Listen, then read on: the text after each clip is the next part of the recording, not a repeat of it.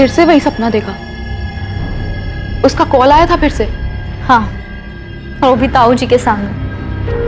सुभाष, कल सुबह तक मेहरा जी का ऑर्डर किसी भी हालत में भिजवाना है। जी भैया, लगभग सब कुछ अच्छे से तैयार है। और दीदी, पढ़ाई अच्छी चल रही है ना? जी पापा, कुछ दिन में एग्जाम्स हैं।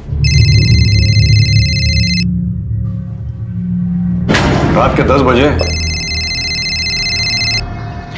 अदिति, जा बेटा फोन उठा।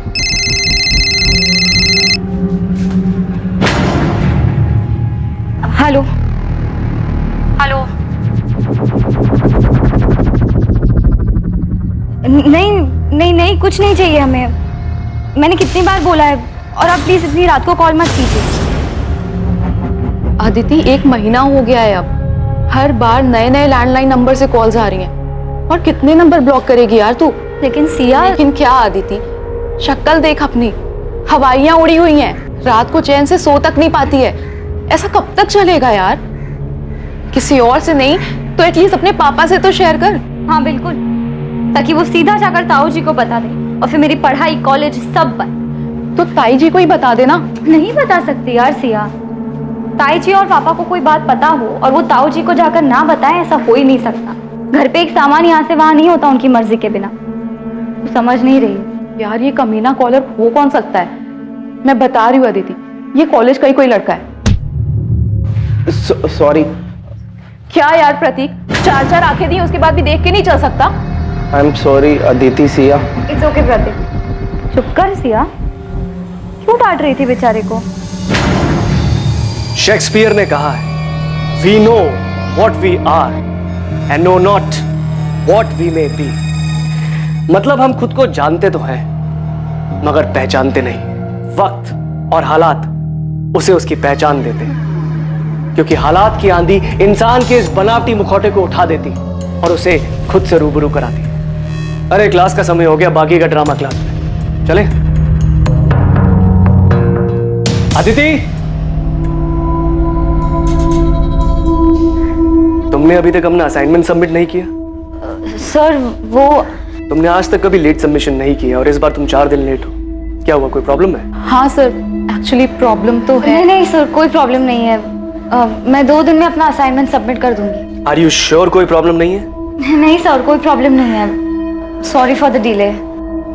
ओके।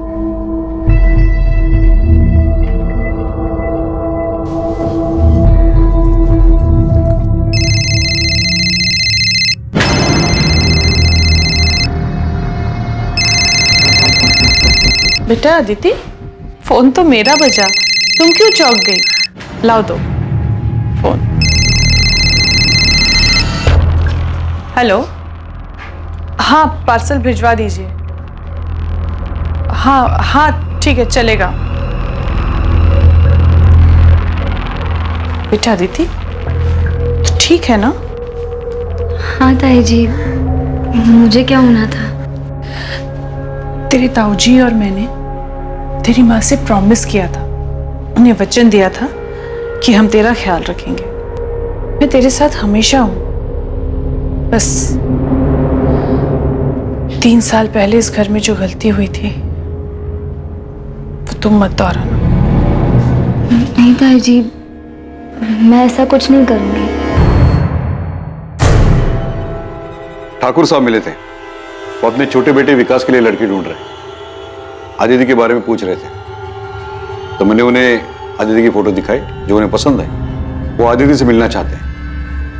पिछली बार जो कुछ भी हुआ उसके बाद ठाकुर साहब अभी भी अपने बेटे के लिए पिछली बार जो हुआ उसे भूल जाओ ज्योति, जो सामने उसे देखो। हो सकता है ठाकुर खानदान से हमारा रिश्ता होना लिखा है और रिश्ता खुद चलकर आ रहा है। विकास अच्छा लड़का है, मुंबई में रहता है, अगले हफ्ते कानपुर आ रहा है। मिल लेगा आदित्य से। पर मेरी पढ़ाई, कॉलेज का आखिरी साल है। तो फिक्र मत कर बेटा, तेरे एग्जाम्स के बाद ही तेरी शादी करेंगे। हाँ, एग्जाम के बाद ही शादी होगी, लेकिन सगाई इसी महीने होगी। ठाकुर साहब अब ज्यादा रुकना नहीं चाहते और मैं भी उनकी बात से सहमत हूं।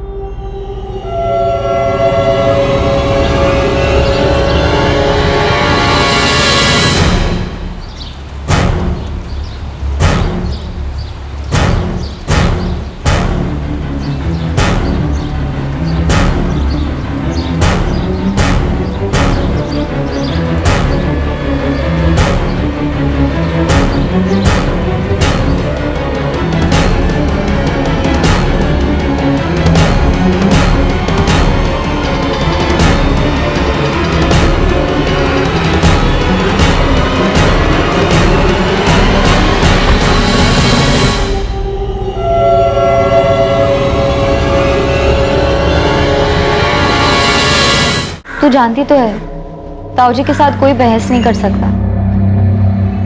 उन्होंने कहा है तो शादी होकर रहेगी। मैं तुम्हारी जगह होती तो भाग जाती। ये सब कहना आसान है, और वैसे भी किस्मत में जो लिखा है उससे कौन भाग सकता है। प्रतीक, यहाँ क्या कर रहे हो? सर वो नोटिस। ये नोटिस 1 महीना पुराना है, आप पढ़ रहे हो उसे? तो वो मैंने देखा नहीं था, चलता हूँ सर मैं।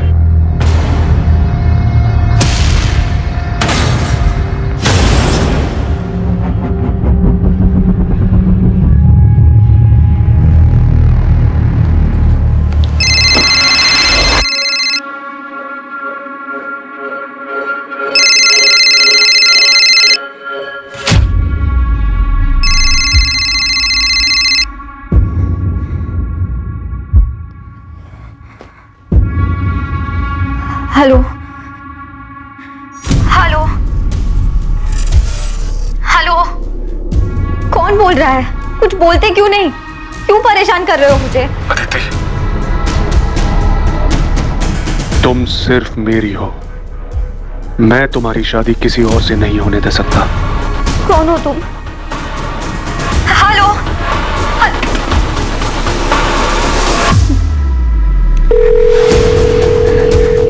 हेलो, हाँ अभी फिर से फोन आया था। इस बार धमकी दे रहा था कि किसी और से शादी नहीं करने देगा। अब बहुत हो गया, इस बार कुछ ना कुछ तो करना ही पड़ेगा। मैं बाद में बात करती हूँ, बाय।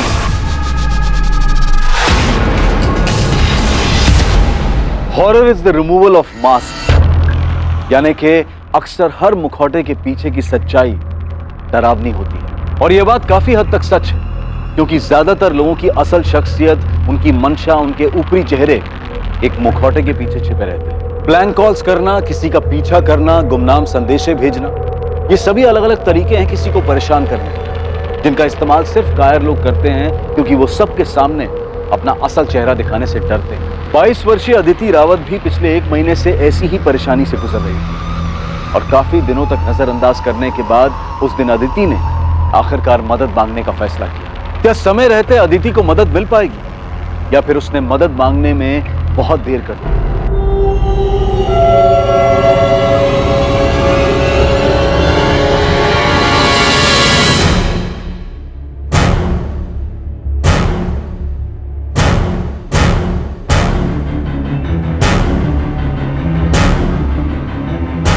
ताई जी, मैं चलती हूँ। ठीक है बेटा, संभल के जाना। बाय। बाय।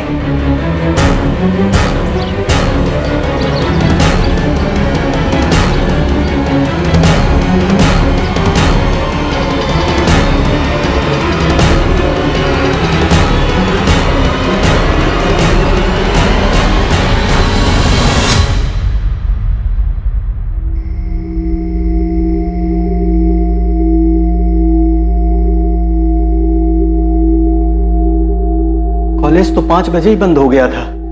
पूरी कॉलोनी में देख के आ गया, पता नहीं ये अदिति कहाँ चली गई। भाभी, वो अदिति की सहेली है ना, सिया, उसका नंबर है क्या आपके पास? नहीं, मेरे पास तो नहीं है उसका नंबर। अरे वो कोई बच्ची नहीं है जो राह चलते खो जाए। शायद हमने उसे ज्यादा आजादी देकर कुछ गलती की है। ये आप कैसी बातें कर रहे हैं? मैं अदिति को अच्छे से जानती हूँ, वो ऐसा कुछ भी नहीं करेगी। 3 साल पहले भी हम सब लोग यही कह रहे थे। आप कहाँ की बात कहाँ लेके जा रहे हैं? हमारी बच्ची गायब है, उसे ढूंढने के बजाय आप पुरानी बातें लेके बैठ गए। मुझे लगता है हमें पुलिस के पास जाना चाहिए। सुभाष, इतनी जल्दी में फैसला लेना ठीक नहीं है। सुबह तक रुकते, पुलिस के पास जाएंगे तो बात बढ़ेगी। पर भैया, सुबह तक हम... पता नहीं सर अदिति कहाँ है, और उसका फोन भी ऑफ जा रहा है। अगर तुम्हें मिले तो बोलना मैंने बुलाया है। उसने अभी भी अपना असाइनमेंट सबमिट नहीं किया है। किसी के साथ किसी तरह के झगड़े का सवाल ही नहीं है। हम तो गारमेंट मैन्युफैक्चरर है, सीधा साधा कारोबार है। आप लोगों के पास अदिति के किसी दोस्त का नंबर कैसे नहीं? कभी जरूरत ही नहीं पड़ी सर। दरअसल मेरी बेटी बहुत सीधी सादी है, उसके कोई खास दोस्त भी नहीं है। बस पढ़ाई करती रहती है, घर से कॉलेज, कॉलेज से घर, इसके अलावा कहीं आना जाना नहीं होता। पर इस बार कहीं तो गई है वो। वैसे वो कॉलेज कैसे आते जाती थी? मतलब खुद की गाड़ी थी? नहीं सर, ऑटो से आती जाती थी।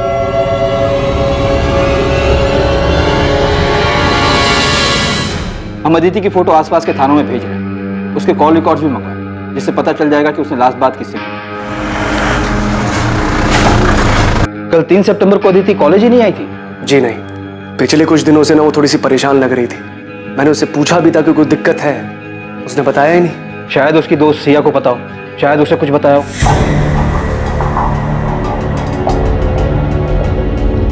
सिया, अदिति कल से मिसिंग है। अगर तुम इसके बारे में कुछ भी जानती हो तो बेझिझक होकर इंस्पेक्टर साहब को बताओ। सर, अदिति को पिछले 1 महीने से ब्लैंक कॉल्स आ रहे थे। क्या?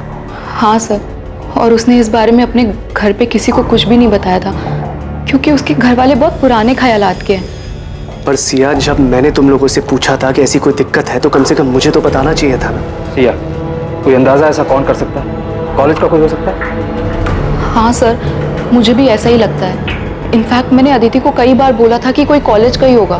तुम उसकी दोस्त हो, हमेशा उसके साथ रहती हो। कुछ तो नोटिस किया होगा तुमने कि अदिति को कोई लड़का लाइक करता हो, उसके आसपास घूमता हो।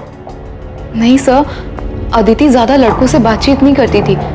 इनफैक्ट वो किसी से भी ज्यादा बातचीत नहीं करती थी। विनीत जी, मुझे क्लास के सारे स्टूडेंट से बात करनी होगी, शायद उन्होंने कुछ देखा हो, और क्लास के सारे स्टूडेंट की नेम लिस्ट चाहिए होगी मुझे। जी।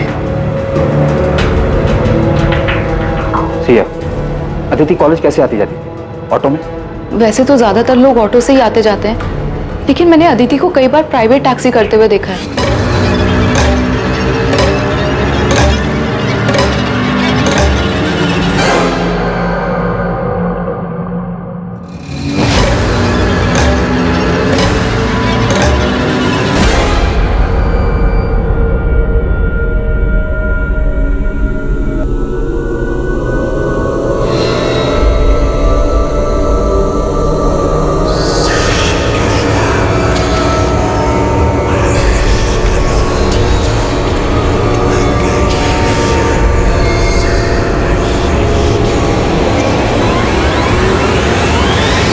कोई उसे कॉल करके तंग कर रहा था तो उसे हमें बताना चाहिए था। मेरी गलती है, मैं ही शायद उसका ठीक से ध्यान नहीं दे पाया।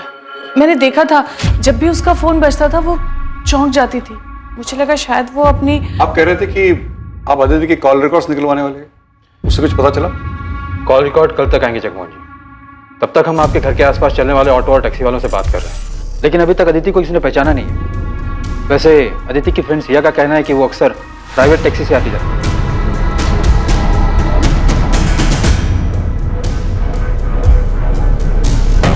अब वो टैक्सी से जाए ऑटो से क्या फर्क पड़ता है? फर्क पड़ता है, और इस बात से भी फर्क पड़ता है कि आप लोगों को उसके दोस्तों के बारे में कुछ पता नहीं, और ये भी नहीं पता कि वो कॉलेज कैसे आती जाती है।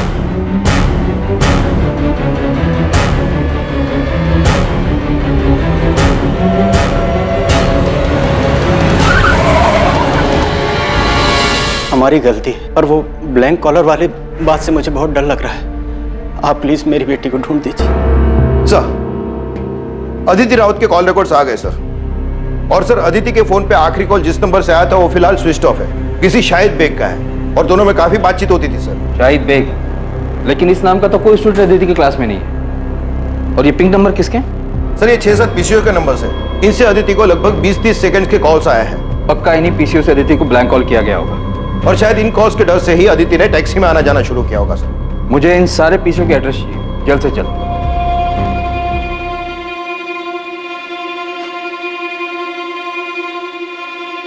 सुभाष, मैं जानता हूं तुम पर क्या बीत रही है। मेरा रवैया सख्त है, इसका यह मतलब नहीं कि अदिति की मुझे परवाह नहीं है, और मेरी भी तो बच्ची है। गलती मेरी है भैया, मैं उसे समझ नहीं पाया। उसकी मां की मौत के बाद मुझे उसका ज्यादा ख्याल रखना चाहिए, उसे बोलने तक का मौका नहीं दे। अगर ऐसा करते तो शायद वो उन ब्लैंक कॉल्स के बारे में बता देते। मैंने शायद उसे पहचानने में भूल कर दी, उस पर शक किया। मुझे लगा वो भी हमें धोखा देकर भाग गई, लेकिन मैं किसी भी हालत में उसे घर वापस लाकर ही रहूंगा। तब ये रोड का पीसीओ है। अब 4 घंटे पहले कौन आके गया मुझे याद नहीं है। हाँ साहब, सीसीटीवी लगवाया ना, आजकल क्या मालूम कब जरूरत पड़ जाए। ये तारीख है, इस टाइम के बीच के सारे सीसीटीवी फुटेज चाहिए मुझे सर। 6 पीसीओ में से सिर्फ 2 जगह सीसीटीवी है। और सर, एक पीसीओ से 21 अगस्त को कॉल आया था अदिति को रात को 11:15 बजे, और दूसरे पीसीओ से 31 अगस्त को कॉल आया था रात को 10:35 पर। आई होप हमें वो कॉलर दिख जाए।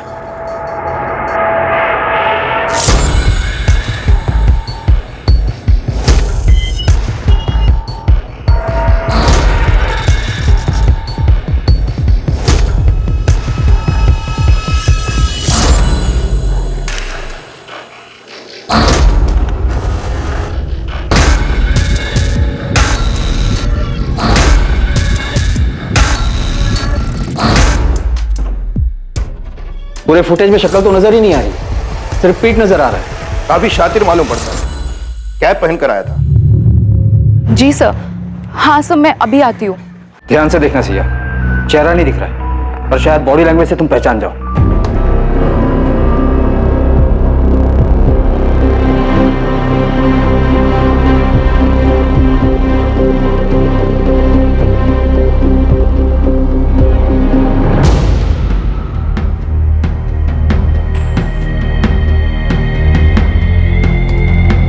सर ये आदमी बार बार अपनी रिस्ट वॉच एडजस्ट कर रहा है। सर ये आदत तो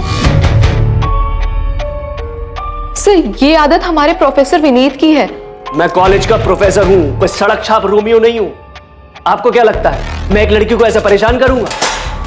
सर आप लोग गलत कर रहे हैं, मैंने कुछ भी नहीं किया, फिर आप मुझे कैसे लेकर आ सकते हैं? तुम्हारे फोन के लोकेशन डिटेल्स देखे हमने।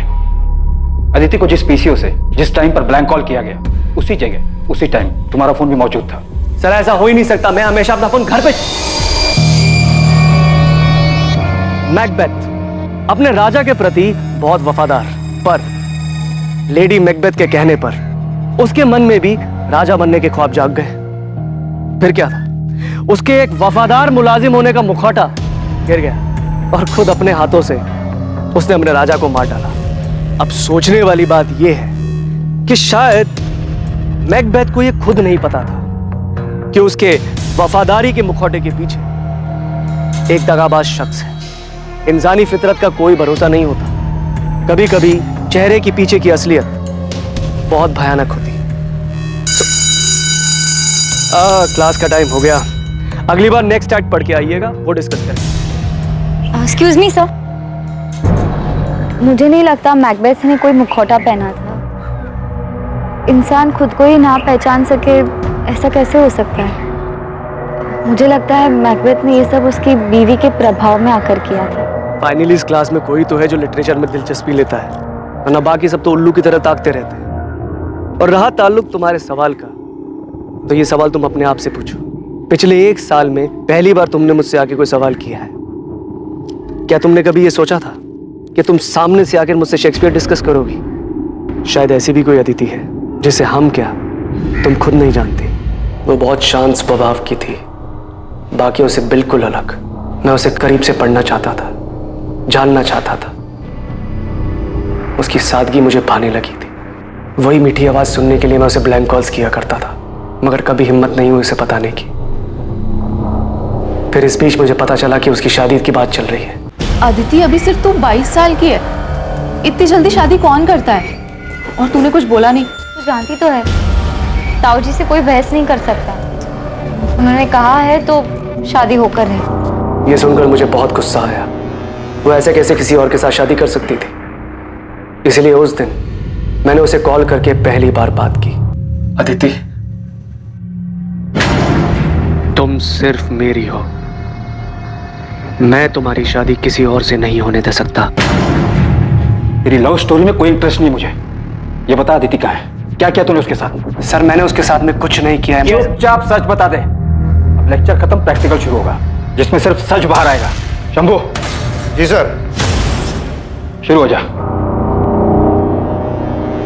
किसी पे भरोसा ही नहीं कर सकते यार। I mean, प्रोफेसर विनीत जैसे पढ़े लिखे लोग ऐसी हरकत कर सकते हैं? हाँ, कौन असल में क्या है ये तो कोई नहीं बता सकता। बेचारी अदिति, एक तो पहले ही उसके घर में इतनी ज्यादा प्रॉब्लम थी, और अब ये ब्लैंक कॉल्स का चक्कर आके उसके सर पड़ गया। तुझे अंदाजा भी नहीं होगा यार कि उसके घर वाले हर बात को लेके कितनी रोक टोक करते थे। मैंने क्या किया पापा? जीन्स पहनने में क्या गलत है? बाकी लड़कियां भी तो पहनती हैं। दुनिया अगर गलत करे तो इसका मतलब ये नहीं है कि उनकी देखा देखी हम भी गलत करें। तो जानती है ना ताऊ जी को, उन्हें ये सब पसंद नहीं है। और आपको पापा? मैं जानती हूँ पापा, नाम सिर्फ ताऊ जी का आता है, पर आपकी सोच भी उनसे कुछ अलग नहीं है। ऐसी बात नहीं है बेटा, हम जिस समाज में रहते। पापा आप भी उन्हीं की तरह हैं, समाज की तरह, जो हर वक्त बस लड़कियों पर पाबंदियां लगाने के लिए और उन्हें हर बात के लिए जिम्मेदार ठहराने के लिए खड़े होते हैं। काश आज माँ जिंदा होती, वो ऐसा कभी नहीं होने देती। अदिति, सर अदिति को मैंने किडनैप नहीं किया है। या मुझे कहाँ लेके जा रहे हैं? मैं कोई क्रिमिनल नहीं हूँ। कोर्ट में पेशी है तेरी, हमने अर्जी दाखिल की तुझे रिमांड पर लेने के लिए। अब देखते हैं तू सच कैसे नहीं बोलता। 10 दिन हमारे साथ जेल में रहेगा ना तो सब उगल देगा। सर एक बात बहुत अजीब है, अदिति रोज एक प्राइवेट टैक्सी में आया जाया करती थी, और यही नहीं, रोज वो टैक्सी एक ही होती थी।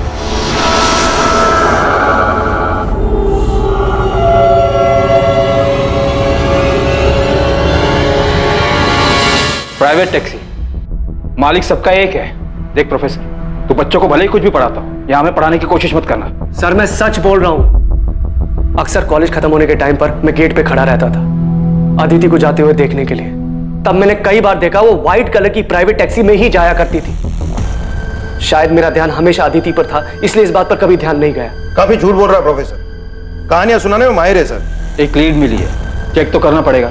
4 दिन हो गए, अभी तक अदिति अपने घर वापस नहीं लौटी। और वैसे भी प्रोफेसर विनीत के कॉल रिकॉर्ड साफ है। तुम खबरी आसिफ से बात करो, बोलो कि एक व्हाइट कलर की प्राइवेट टैक्सी है जिस पर मालिक सबका एक है लिखा हुआ है, उसके बारे में पता करें। जी सर। आसिफ को बोलना कि कॉलेज के आसपास पता करें, टैक्सी रोज वहीं जाती है।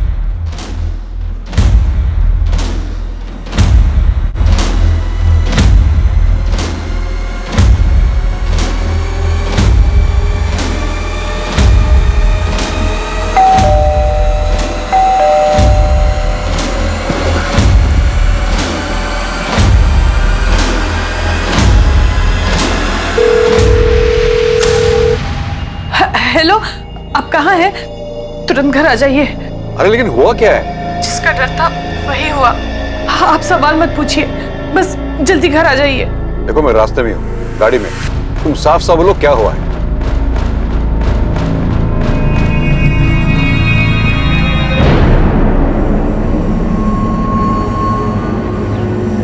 सर ये गंगा शंकर टैक्सी मालिक। पर ये टैक्सी मेरी है, लेकिन मैं इसे किराए पर देता हूँ। इसका ड्राइवर शाहिद बेग। शाहिद बेग? कहाँ मिलेगा ये शाहिद बेग? अब ये तो पता नहीं। 3 सितंबर को आया था यहाँ, टैक्सी की चाबी वापस कर रहे हैं हमेशा के लिए। सेठ जी आपकी चाबी। ऐसे अचानक क्या हुआ? कोई दिक्कत है? नहीं सेठ जी, मैं सब कुछ और करना चाहता हूँ, यहाँ से दूर। दूर मतलब अपने गाँव जा रहे हो? नहीं, मुंबई। ये बोलकर वो चला गया और उसके बाद मेरी उससे कोई बातचीत नहीं हुई सर। शाहिद का कोई एड्रेस है आपके पास? शायद वहां से कुछ पता चले। हाँ, शाहिद जिस बस्ती में रहता है वहां का एड्रेस है मेरे पास। सर अदिति के फोन पे आखिरी कॉल किसी शाहिद बेग का ही था। ये वही होगा, नंबर क्रॉस चेक करो। अदिति और शाहिद में देर रात तक लंबी बातें होती थी, पर यह समझ में नहीं आ रहा है कि अदिति एक टैक्सी ड्राइवर से इतनी क्यों बात करेगी। साहब ये रहा शाहिद का पता हुआ, उसका फोन नंबर।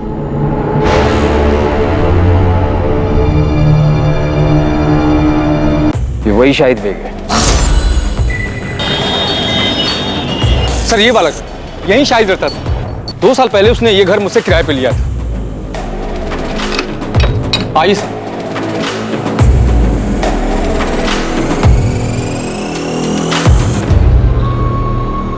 शाहिद ने कमरा कब खाली किया? 3 सितंबर को?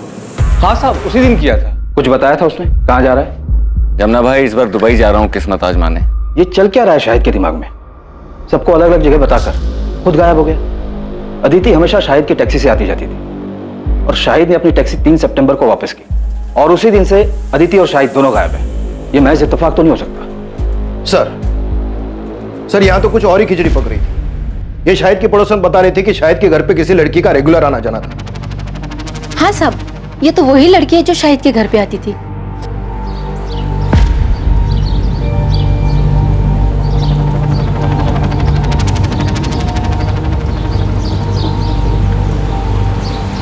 साहब ये लड़की का और शाहिद का चक्कर चल रहा था। पर साहब एक बात बोलूं, ये दोनों साथ में बहुत खुश दिखते थे, और ये लड़की तो शाहिद को बहुत प्यार करती थी साहब। खुशी खुशी उसके घर का सारा काम कर लिया करती थी।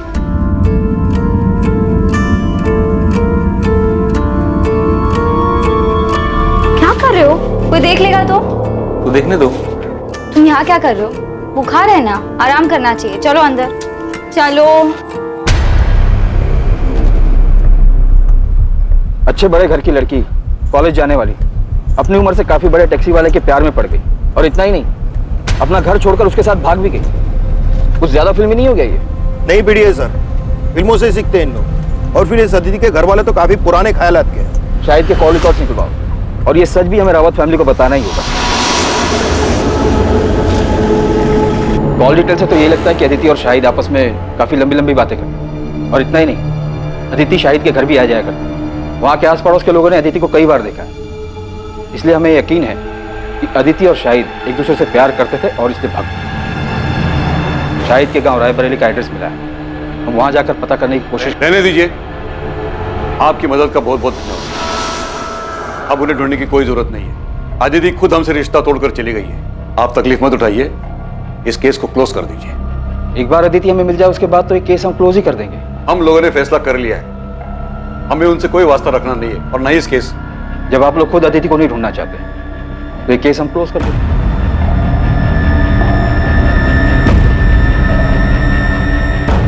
अदिति का मिसिंग केस अचानक ही एक अनदेखे मोड़ पर आकर थम गया था। अदिति ने अपने घर वालों को छोड़ने का फैसला लिया और बदले में उसके परिवार वालों ने अदिति के लिए भी वही फैसला लिया था, अदिति को छोड़ने। लेकिन सच इतना सरल नहीं था, और कुछ ही दिनों बाद सामने आने वाली एक दुर्घटना का कोई भी अंदाजा नहीं लगा सकता था।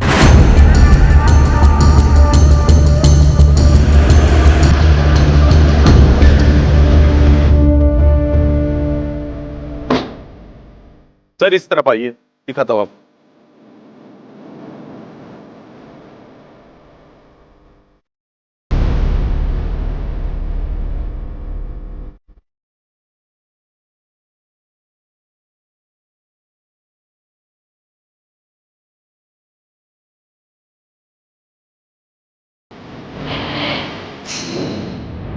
सर विक्टिम का गला घोटा गया है, कपड़े भी फटे हुए हैं, शायद रेप किया गया है और लाश को उस बोरी में लाया गया है। लड़की गांव की रहने वाली नहीं लगती है। मैंने आसपास के लोगों से पूछा, इसकी फोटो भी दिखाई, लेकिन कोई पहचान नहीं पाया। डेड बॉडी को पोस्टमार्टम के लिए तो भेजिए दो, इसकी फोटो भी आसपास के थानों में भेज दो, शायद वहां से आइडेंटिफाई हो जाए।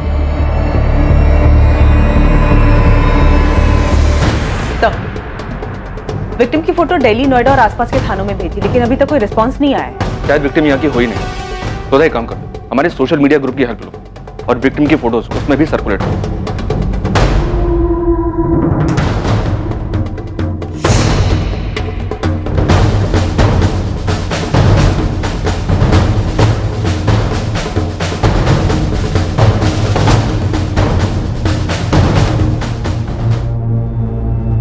सोनाली, अरे कहाँ हो भाई? लेट हो रहा है यार, मुझे जल्दी लाओ। हाँ बस 5 मिनट, आपका टिफिन रेडी है।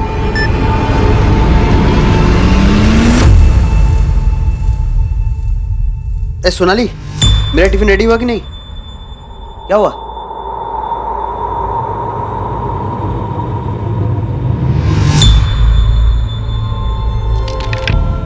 डेथ गला दबाने की वजह से हुई है। रेप? विक्टिम सेक्सुअली एक्टिव थी। अंदरूनी जांच के बाद ऐसा लगता है कि रेप नहीं हुआ है, लेकिन हाँ, हाथ में और पीठ पे जिस तरीके के खरोच के निशान हैं, उससे लगता है शायद जबरदस्ती करने की कोशिश जरूर की गई थी।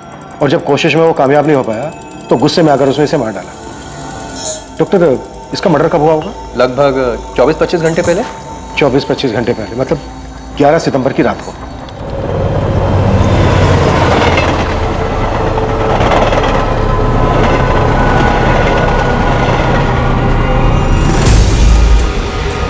ऐसे नहीं, ऐसे बना, ठीक है? आजा। बस करो भी बतख जैसे मुंह बनाना। ये कपड़े पहन ले सोनाली, तेरे पापा आते ही होंगे। आप आओ, हमारे साथ फोटो खींचो। अरे मैं कहाँ? बैठो यहाँ बैठो। अरे मुझे नहीं आता ये सब। जी, हमारी फोटोज ही नहीं है साथ में। देखो सिर्फ आपको बस ऐसे करना। कैसे? ऐसे, ठीक है? आओ।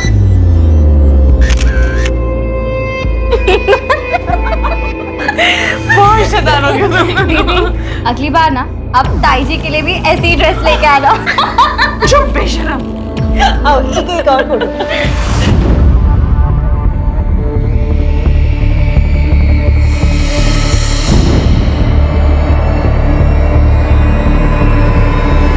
ये मेरे चाचा जी सुभाष रावत की बेटी है सर। हमारा घर कानपुर में है। अदिति वहीं रहती थी। आपने अपनी फैमिली को इन्फॉर्म कर दिया? नहीं सर, हिम्मत नहीं उन्हें फोन करने की।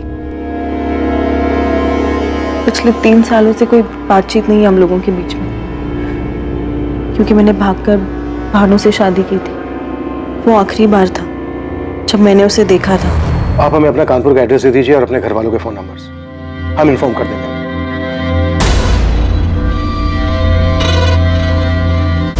सुभाष, ये जमीन बहुत अच्छी जगह पर है जहां हम बड़ा कारखाना बनवा सकते हैं, जहां कपड़े स्टोर करे जाएंगे, और ये हमारी फैक्ट्री से ज्यादा दूर भी नहीं है।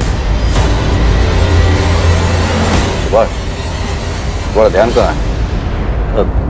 भैया वो नहीं, वो बस दिल पर अच्छे बुरे का बोझ मत रखो। हमने कुछ गलत नहीं किया है। जो भी कुछ हुआ है उसके लिए आदित्य खुद जिम्मेदार है। इसके बारे में बात करना भी फिजूल है। जो हुआ उसे भूल जाओ। सोनाली ने जो नंबर दिया था उस नंबर पर रिंग तो जा रही है पर कोई फोन उठा नहीं रहा है। असल मैंने कानपुर पुलिस स्टेशन के पीएसआई अजय माथुर जी से बात की। आदित्य की मिसिंग कंप्लेंट वही हैंडल कर रहे थे। 4 सितंबर को मिसिंग कंप्लेंट फाइल की गई थी। हाँ, अदिति रावत, उसके मिसिंग कंप्लेंट की इन्वेस्टिगेशन मैंने ही की थी, अभी कुछ दिन पहले की बात है। हाँ, एक टैक्सी ड्राइवर था शाहिद बेग नाम का, अफेयर था दोनों का, उसी के साथ चली गई।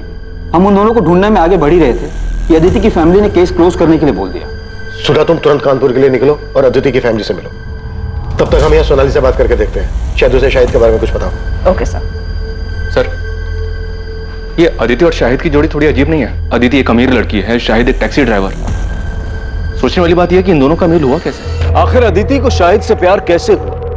उन दोनों में आखिर क्या मेल हो सकता था? इंसान के मन मंशा की कोई वजह नहीं होती। इस प्रेम कहानी में भी कुछ ऐसा ही हुआ।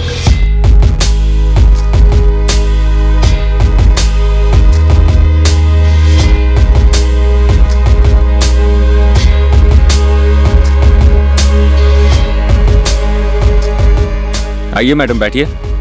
नहीं, आप जाइए, मैं ऑटो ले लूंगी। मैडम, आप ऑटो का किराया दे देना। बहुत देर से देख रहा हूँ, दूर दूर तक कोई ऑटो नहीं है। आप ऐसे ही धूप में खड़ी हैं। आपको भी ऑटो का इंतजार नहीं करना पड़ेगा और मुझे भी सवारी मिल जाएगी। बैठिए ना।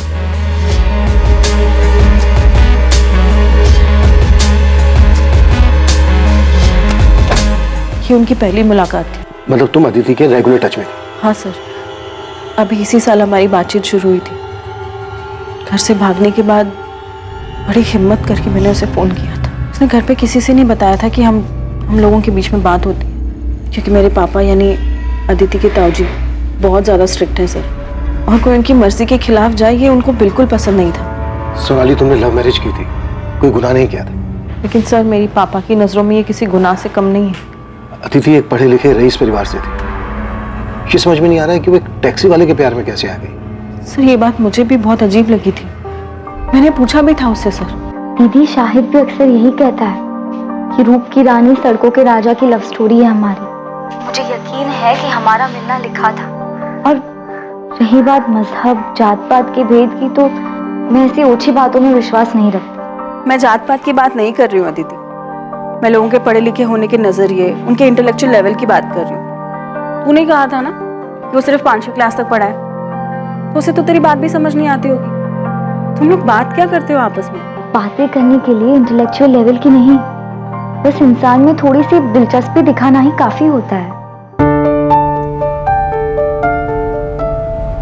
कौन सी किताब पढ़ रही हैं मैडम जी? क्यों? इतने ध्यान से पढ़ रही हैं तो काफी अच्छी ही होगी। The tragedy of Athero with connections. अरे बाप रे, इतना बड़ा नाम! मैं तो ये नाम याद करने गया तो पूरा हफ्ता लग जाएगा।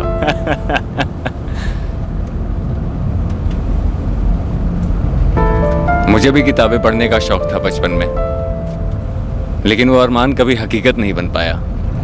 क्यों? अब्बा का इंतकाल हो गया था बचपन में। इससे पहले कि कुछ समझ पाता, कंधे से स्कूल बस्ता हटाकर सर पे बोझ डाल दिया गया। घर चलाने के लिए अम्मी की मदद करनी थी, तो तब से लेकर अभी तक वही करता चला आ रहा हूँ।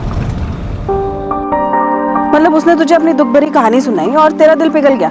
मैंने उस पर तरस खाकर उसे पसंद नहीं किया है, बल्कि उसके आने से मुझे पहली बार कोई ऐसा मिला जो बिना किसी मतलब के, बिना किसी उम्मीद के मुझ में दिलचस्पी दिखा रहा है, जो मुझे वक्त देना चाहता है, मुझे सुनना चाहता है। और दीदी, आपको पता है, शाहिद बहुत ही जिंदा दिल इंसान है। ना कुछ हुआ है उसके साथ, मगर फिर भी हंसता रहता है और हमेशा मुझे हंसाने में लगा रहता है।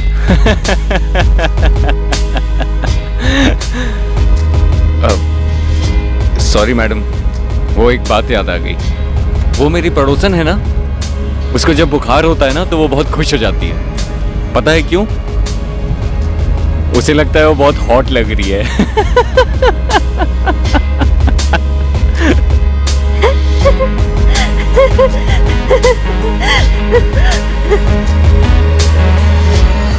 टैक्सी में आते जाते दोनों के बीच प्यार हो गया और बात यहाँ तक आगे बढ़ गई कि दोनों ने भागकर शादी कर ली। सर यही बात मुझे भी परेशान कर रही थी और मुझे नहीं लगा था वो घर से भागकर शाहिद से शादी कर लेगी। क्यों?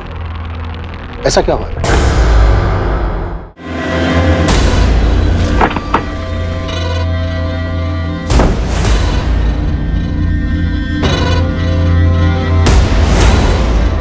वो टैक्सी वाले शाहिद ने मेरी अदिति को मार दिया।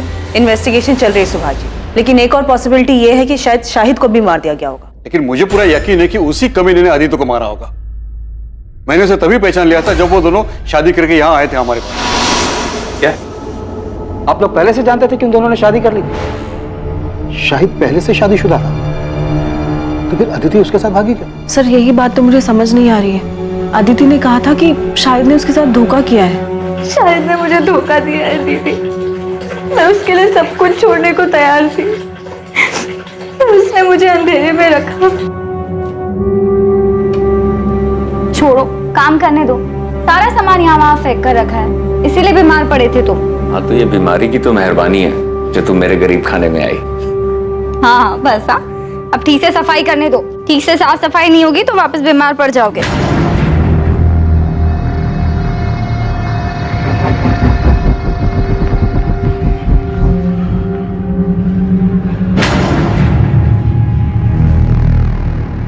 अदिति मेरी बात सुनो, जो तुम सोच रही हो ना वैसा बिल्कुल नहीं है। मुझे कुछ नहीं सुनना। मैंने पहली बार किसी पर भरोसा किया, दिल से सच्चा प्यार किया, और तुमने बदले में मुझे क्या दिया? तुमने मेरा भरोसा तोड़ दिया। अदिति सुनो मेरी बात सुनो। अदिति अदिति पिछले 1 महीने से मेरी अदिति से बात नहीं हो पाई थी सर, इसीलिए इस सब के बाद उन दोनों के बीच क्या हुआ मुझे नहीं पता सर। पर अदिति की बातों से ये जरूर लगता था कि वो शाहिद से बहुत ज्यादा प्यार करती है। कौन सा प्यार? साफ साफ दिख रहा है कि उसने अपनी चिकनी चुपड़ी बातों में अदिति को फंसाया और भगाकर शादी करके ले आया हमारे पास। उसने सोचा कि शादी करेंगे तो हम कुछ बोलेंगे नहीं और वो घर जमाई बन के बैठेगा। कब आए थे यहाँ मिलने के लिए? गायब होने के 5 दिन पहले। मतलब 8 सितंबर को? जी, अदिति आशीर्वाद लेने आई थी शाहिद के साथ। मेरी तो कुछ समझ में नहीं आया, इसलिए मैंने तुरंत इन्हें फोन किया। देखो मैं रास्ते में हूँ, गाड़ी में। तुम साफ साफ बोलो क्या हुआ है? अदिति आई है शादी करके। मुझे तो कुछ समझ ही नहीं आ रहा था कि मैं क्या करूं। अदिति, ये सब क्या नाटक है? क्या चल रहा है? ये कौन है लड़का? जी मैं शाहिद बेग, टैक्सी चलाता हूँ। हम दोनों एक दूसरे से बहुत प्यार करते हैं और नई जिंदगी शुरू करने से पहले आप लोगों का आशीर्वाद चाहते हैं। मैं आपसे वादा करता हूँ कि मैं आपकी बेटी को बहुत खुश रखूंगा।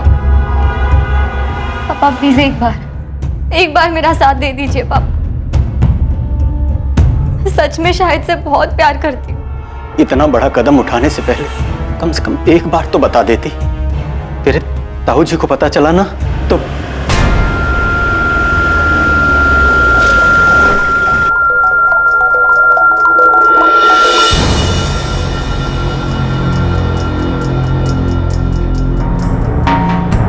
सुभाष, इनसे कह दे यहां से चले जाए। मैं कहता हूं चले जाओ यहां से। हम समझ लेंगे कि तू भी सोनाली की तरह मर गई है हमारे लिए। लेकिन याद रखना, जो लोग बुजुर्गों का दिल दुखा के खुशियां ढूंढते हैं ना, जिंदगी उन्हें कभी खुश नहीं रखती। आपने तो हमें कुछ नहीं बताया, सीधे कहा कि केस क्लोज कर दो। हाँ तो और क्या कहते हैं? लेकिन शाहिद और अदिति तो एक दूसरे से प्यार करते थे ना, तो फिर शाहिद अदिति को क्यों मारेगा? अदिति अपने साथ अपने सारे गहने और कुछ कैश लेकर भागी थी, जिसका पता हमें कुछ दिनों बाद चला। गहनों की कीमत ही लगभग 10-15 लाख होगी। शाहिद को सिर्फ पैसे से मतलब था। उसने 10-15 लाख का मुनाफा देखा और मार दिया अदिति को। अदिति के घर वालों को शाहिद पे शक है, देखने से तो ऐसे ही लगता है। शाहिद पहले से शादीशुदा था, अदिति ने शाहिद से शादी की जिद की होगी तो शाहिद को मजबूरन अदिति से शादी करनी पड़ी। लेकिन सुधा, हम ये नहीं जानते कि खुद शाहिद सही सलामत है भी या नहीं। ऐसा ना हो कि उसकी लाश भी कहीं जंगल में ही कहीं पड़ी हो सकता है कि अदिति के परिवार वालों ने दोनों को मरवा दिया। आपको ऐसा क्यों लगता है सर? ऐसा हमें नहीं, अदिति के ताऊ जगमोहन की सगी बेटी सोनाली को लगता है, क्योंकि उसके साथ भी कुछ ऐसा ही हुआ था। सर, जब मैं और सोनाली घर से भागे थे तब इनके पापा ने हमारे पीछे गुंडे भी भिजवाए थे। गुंडे? Yes sir. सर, वो तो हमारी किस्मत अच्छी थी कि हम उनके हाथ में नहीं आए और हम शहर से बाहर भाग गए। सोनाली, तुम्हें सच में ऐसा लगता है कि तुम्हारे पापा अदिति को चोट पहुंचा सकते हैं?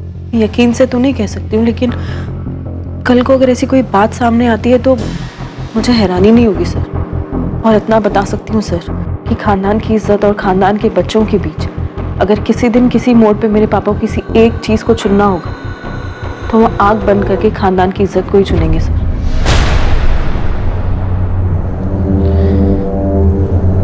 अदिति की बॉडी कल सुबह मिलेगी। अदिति ने भले ही अपने औलाद होने का फर्ज ना निभाया हो, लेकिन हम तो बड़े हैं, हमें अपना फर्ज निभाना ही होगा। उसका अंतिम संस्कार करना।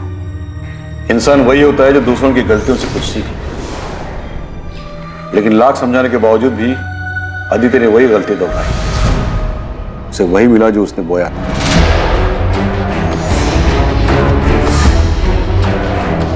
अब आप उसे क्यों कोस रहे हैं? वो तो जिंदा भी नहीं है। जिंदा नहीं है क्योंकि उसने परिवार और इज्जत को छोड़कर एक मक्कार का हाथ थामा था। शरीर की गलती थी, उसको सजा मिल गई, लेकिन आत्मा को मुक्ति मिलना बहुत जरूरी है। इसलिए उसका दाह संस्कार करके हमें अपना फर्ज निभाना है।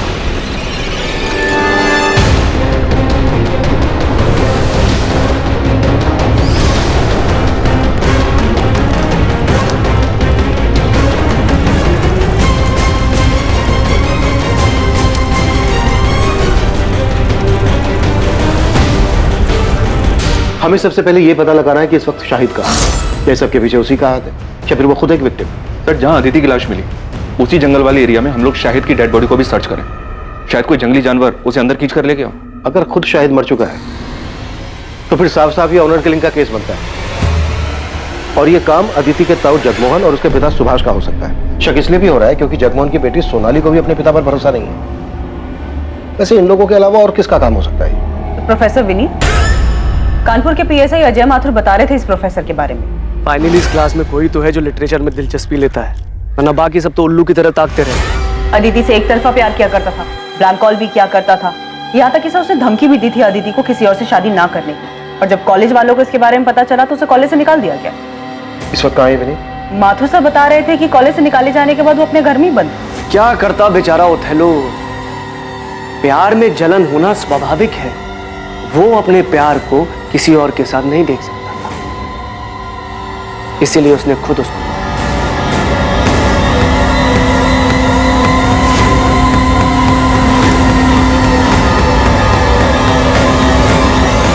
अदिति अपने इर्द गिर्द बंधी बेड़ियों को तोड़कर खुली हवा में सांस लेना चाहती थी। वो अपने मन मुताबिक अपने प्यार के साथ जिंदगी जीना चाहती थी, लेकिन किसी ने उसके सपने के साथ साथ उसे भी मार दिया था। प्यार के नाम पर अदिति की बलि चढ़ाई गई थी। अपनेपन का मुखौटा पहनकर किसी ने उसके साथ विश्वासघात किया था, धोखा किया था। लेकिन इस धोखे के पीछे आखिर था कौन? उसका अपना पति शाहिद, जिसके लिए उसने सब कुछ छोड़ दिया था, या फिर उसके अपने पिता और उसके ताऊ जी जिन्होंने उसे बचपन से बड़ा किया था, या फिर यह काम किसी और का था? कोई ऐसा जिसने अपनेपन और दोस्ती का मुखौटा पहनकर यह खेल इतनी अच्छी तरह से खेला कि अदिति को भी उसके भयानक इरादों की भनक तक नहीं लगी। इन सारे सवालों के जवाब लेकर हम हाजिर होंगे कल रात 10:30 बजे इस केस के दूसरे और आखिरी भाग में। जय हिंद।